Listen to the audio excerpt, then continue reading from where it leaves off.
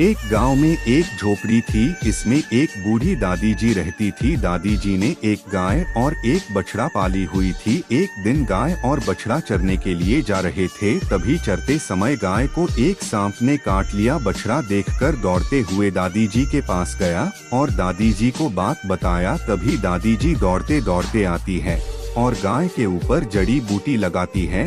1 महीने बाद गाय ठीक हो जाती है, लेकिन बछड़ा अभी भी उदास है क्योंकि आपने लाइक और सब्सक्राइब नहीं किया।